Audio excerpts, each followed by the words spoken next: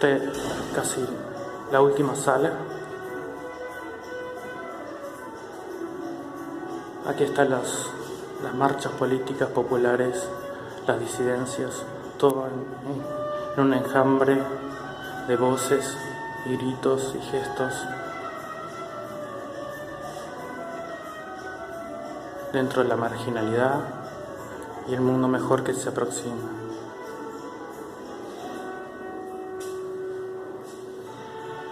Espectacular persecución, la fuga de una montonera de la cárcel de máxima seguridad de mujeres, una militante de los 70, es un tema que siempre me atravesó con los titulares de la época, los diarios.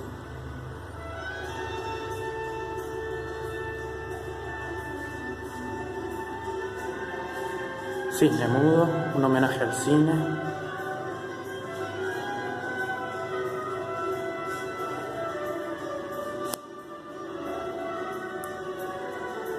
El asiento de atrás, movimiento del transporte público,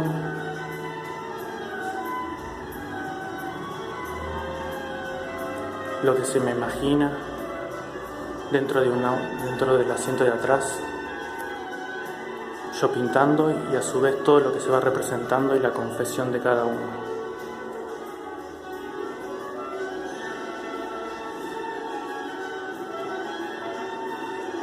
La mejor arquitectura, un homenaje a la materia, a lo orgánico,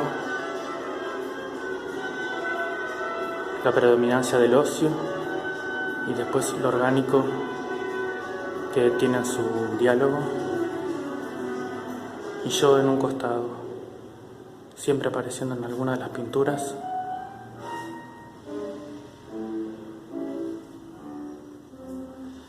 El sexto mandamiento, el mandato, el Estado, el poder, los símbolos,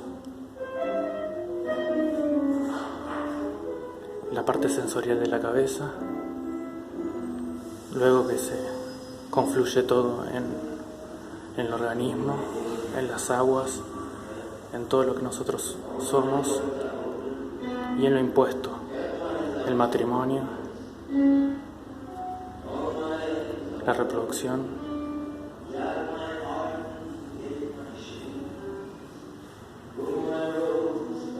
diversidad,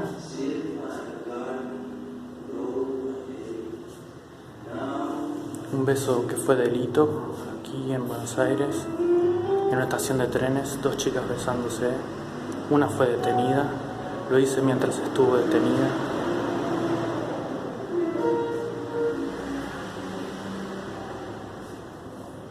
Y este es un homenaje a Fassbinder, un director alemán. El día 0618 y muestra diversidad. Vamos a ver algunos cuadros.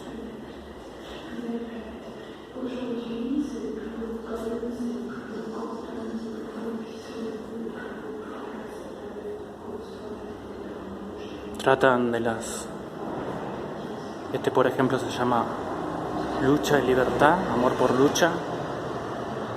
Tratan sobre la diversidad, las minorías, todo lo que nosotros en este sistema no abarcamos, los sistemas desclasados, la diversidad, las disidencias, las manifestaciones políticas, culturales, Chile, Perú, Colombia.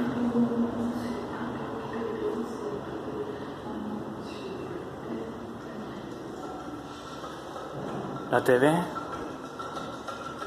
nos interpela siempre y nos está diciendo qué es lo que tenemos que decir y hablar y hacer con conductas, modos, formas, y la entremezclé con la música, que es el aire, la expresión. Vamos entrando. Harry Cure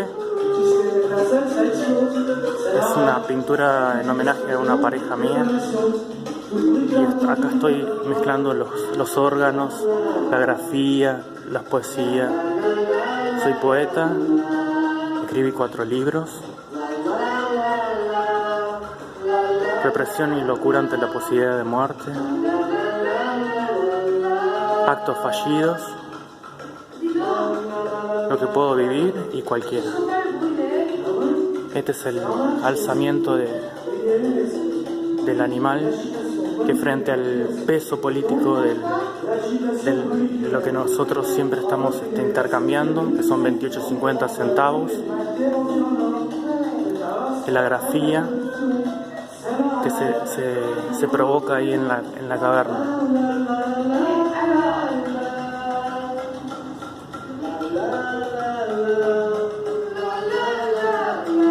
Victims, que es contra el canon de belleza, la forma única de vestirse, del cuerpo, nos habla de la producción, la industria, lo que nosotros debemos usar, y la gente que perdió la vida tratando de pertenecer a un sistema.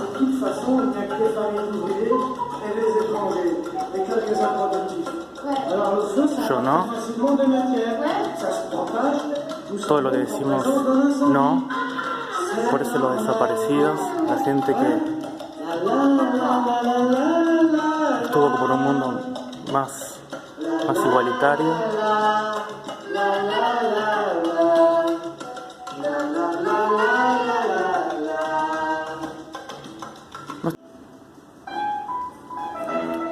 Él realiza una pintura con connotaciones de la consagración de la primavera, de Botticelli.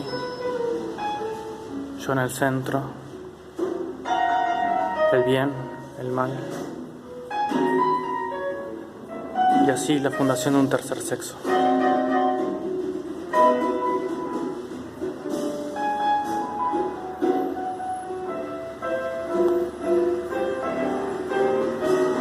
La represión, el doble, el otro.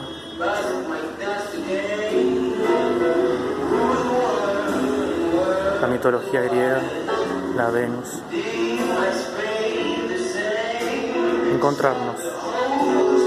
Encontrarnos en este mundo. Muy buenas tardes, soy Rubén de Thieri, vivo ahora en Chivilcoy, provincia de Buenos Aires, Argentina, pero he nacido en Moquegua, un pueblito que está a 40 kilómetros. Desde chico mi inquietud por las artes, empecé haciendo poesías gauchescas, luego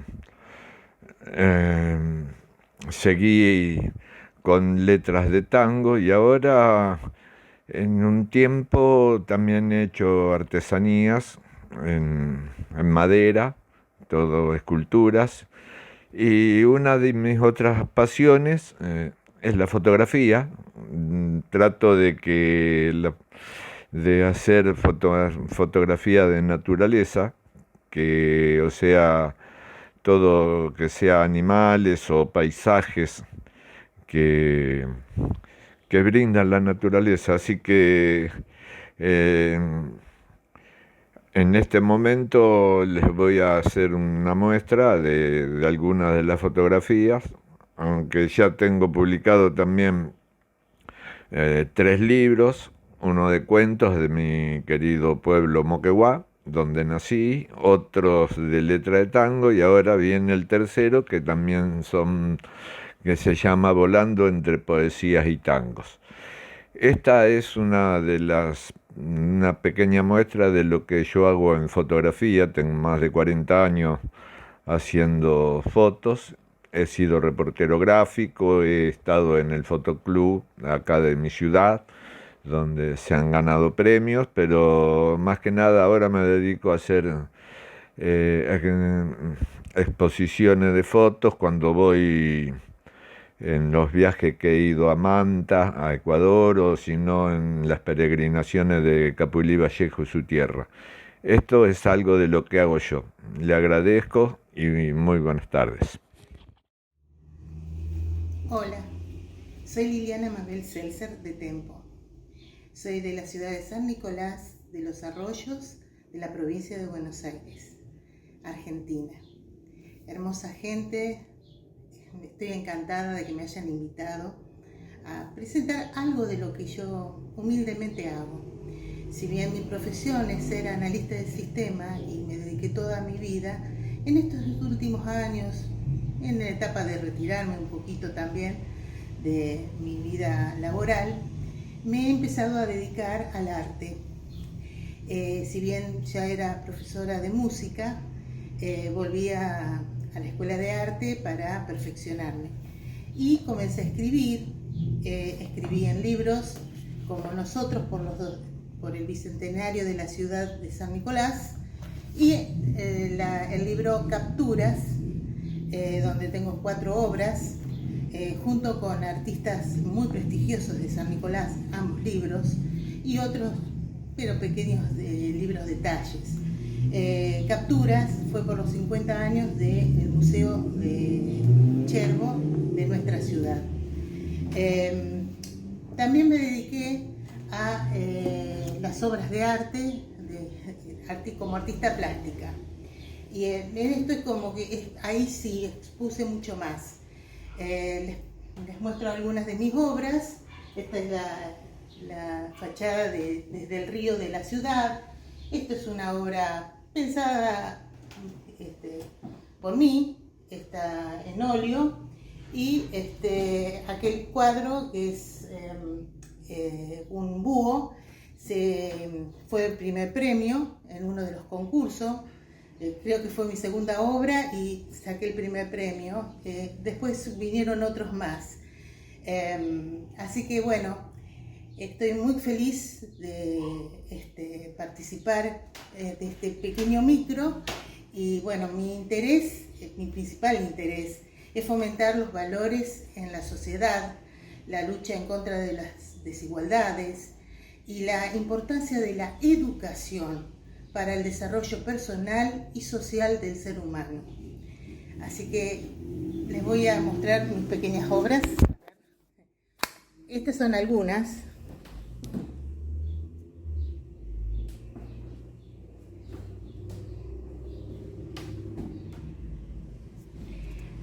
Bueno, más adelante seguramente les voy a ir mostrando más. Muchas gracias.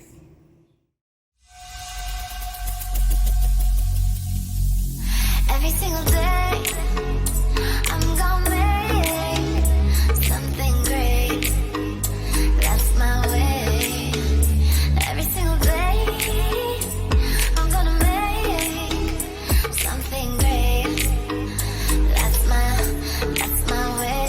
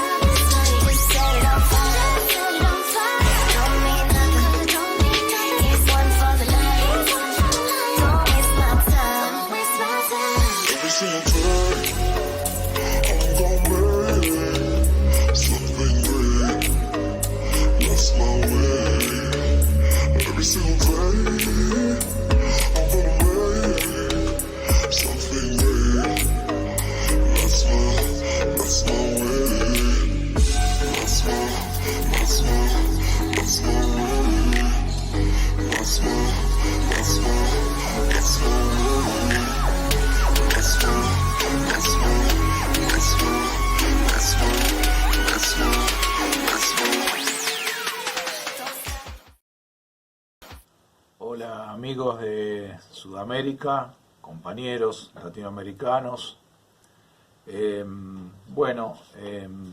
Me quería presentar,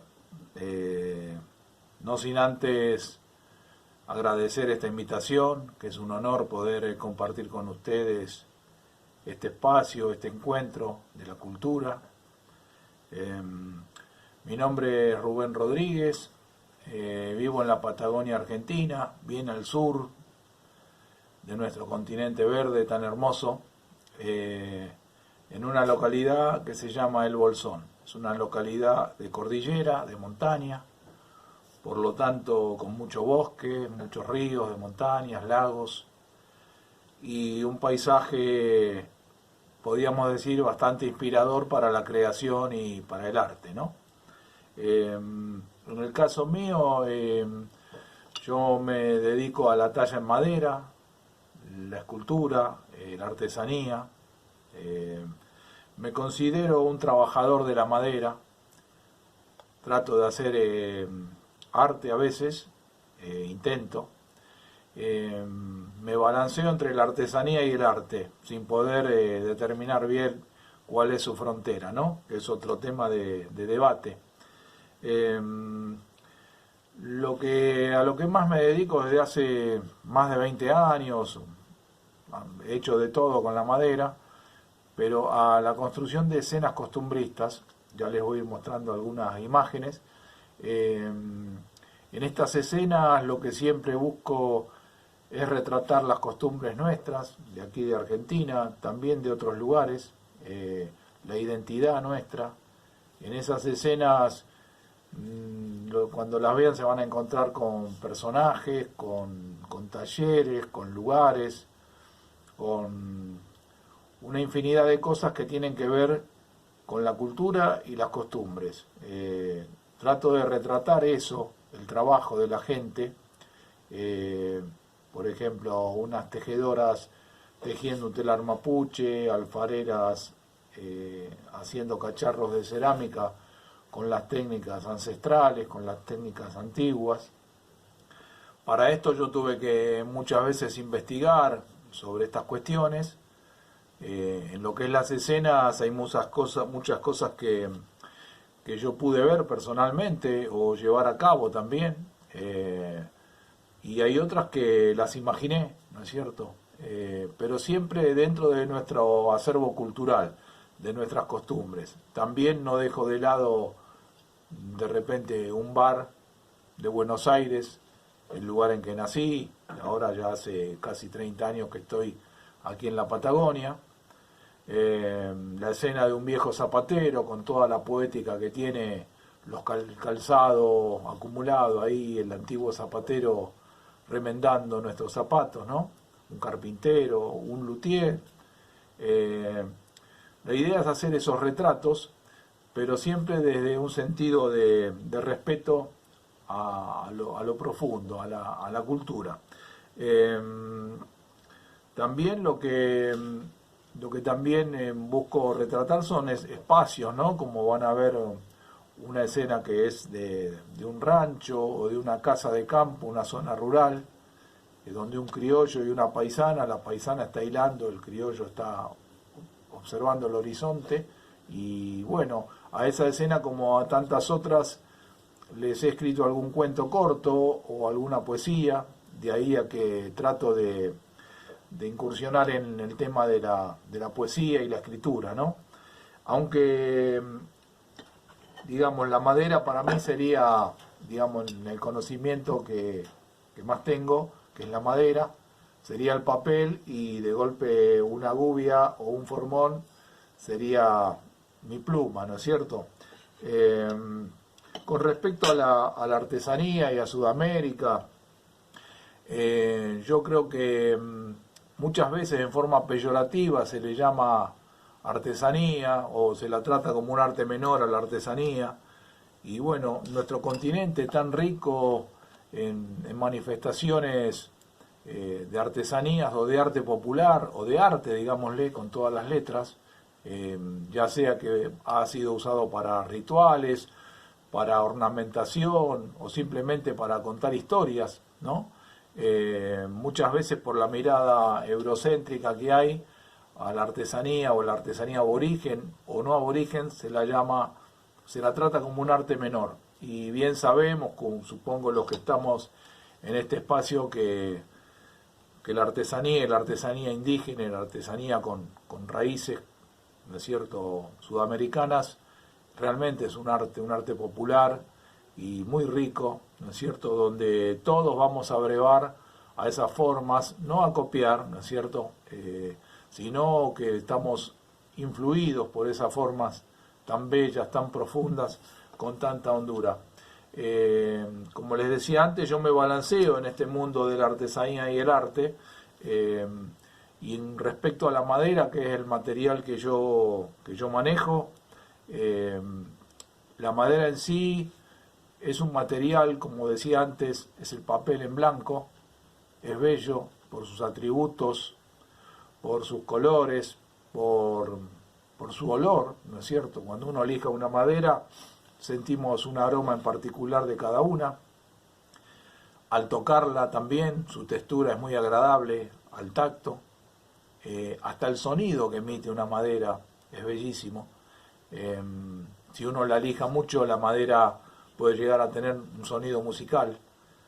Pero en sí la madera no tiene una poética. Yo considero que la poética es lo que el ser humano le da, lo que uno inscribe en ella. Ahí está la poética que le damos a ese leño, ¿no es cierto? Es el discurso, es el relato, así como cuando un escritor escribe una poesía o un cuento, está relatando, hay un discurso, hay una narrativa. Considero que cuando uno hace un objeto de madera, un objeto artístico o una pintura, un grabado, un modelado en arcilla, lo que uno hace es estar escribiendo, inscribiendo su propia cultura, ¿no es cierto? Y nuestra cultura no es más que nuestras raíces, es nuestra infancia, nuestros recuerdos, nuestro paisaje. Es, en el caso aquí de la Patagonia, es la cordillera, es el frío del invierno, es la nieve, es la salamandra prendida y el crepitar de la leña para calentarme mientras trabajo. Todo eso confluye en una posibilidad preciosa, digamos, inigualable, para poder crear, para poder hacer cosas, porque el entorno nos ayuda muchísimo a los sudamericanos. Lo mismo en zonas de mayor calor, ese paisaje que no tengo el gusto de conocer, supongamos que hablamos de la zona más ecuatorial, con los colores, las plantas, el clima, también es otro desafío para los sentidos para poder crear cosas, ya sea poesía, ya sea una talla en madera, una escultura.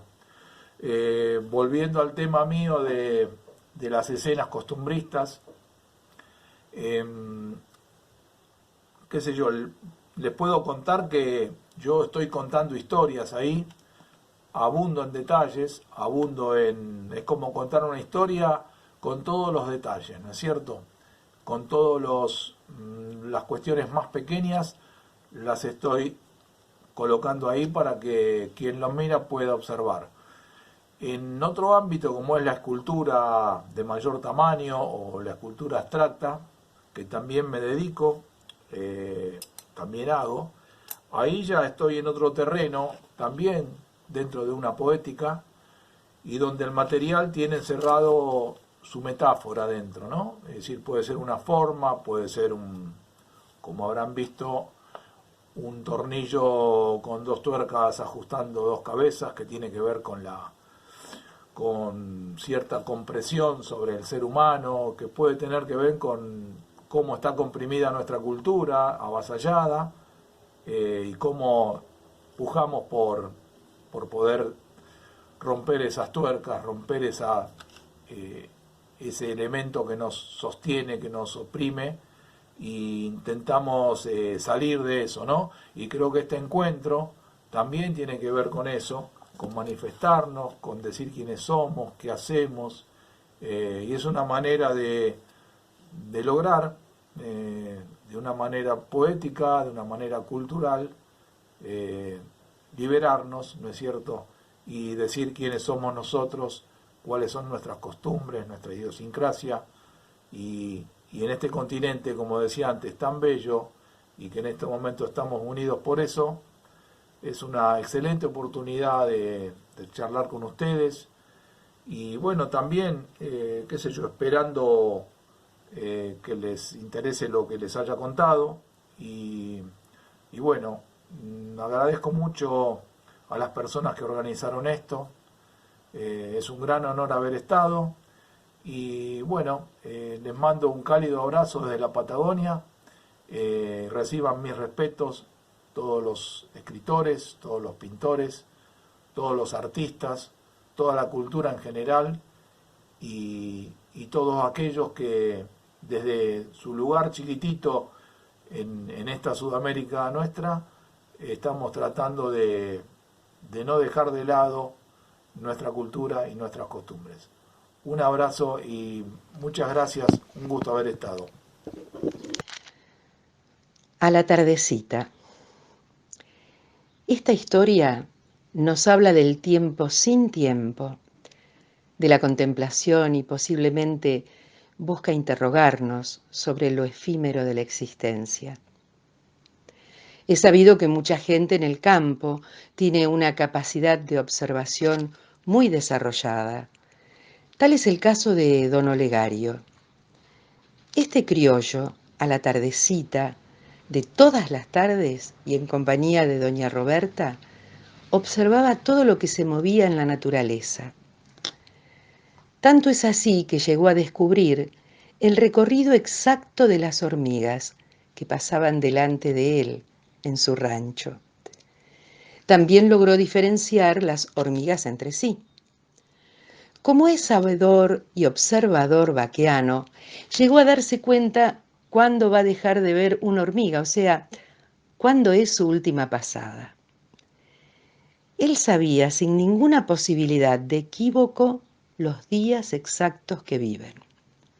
También reconocía por su trote el tiempo que le iba quedando al pequeño bicho.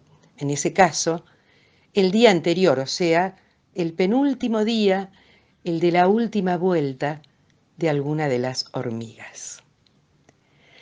Olegario les acercaba la mano, extendía su dedo índice y ensayaba una especie de caricia.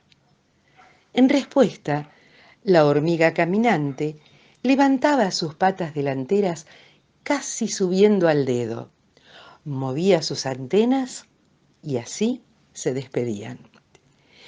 Es que las hormigas también saben cuál es su última pasada.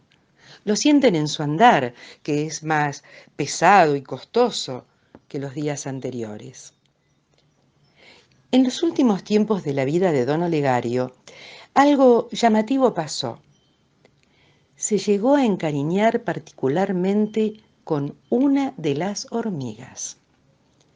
Esto parece que ocurrió porque ella era especialmente fuerte y sacrificada, siempre trasladaba palitos y ramitas que superaban 20 o 30 veces su propio cuerpo. Este hecho conmovía al hombre. Es que le recordaba su propia vida de sacrificio, trabajando en el campo, empuñando una herramienta o también trasladando grandes pesos siempre junto a su compañera, doña Roberta, que no se quedaba atrás en nada y aún de viejita seguía tejiendo e hilando cada día. A esta hormiga más fuerte y laboriosa que las otras, también le llegó su penúltimo día, el de la última pasada. Esta vez don Olegario acarició más largamente al bichito. Dicen que se le escaparon un par de lágrimas. Para terminar, debo contarles que don Olegario también tuvo la víspera de su último día. Contó doña Roberta que se dieron cuenta que ese era el último día de don Olegario porque miles de hormigas hicieron una respetuosa pausa en el recorrido. formaron un círculo perfecto en derredor del viejo y movieron sus antenas todas a la vez en un saludo tan conmovedor como bello. Al otro día, don Olegario marchó, las hormigas siguieron pasando y cuentan que aún, hasta hoy, cada una de las pequeñas hormigas hace una respetuosa pausa delante de la silla vacía para continuar con su viaje.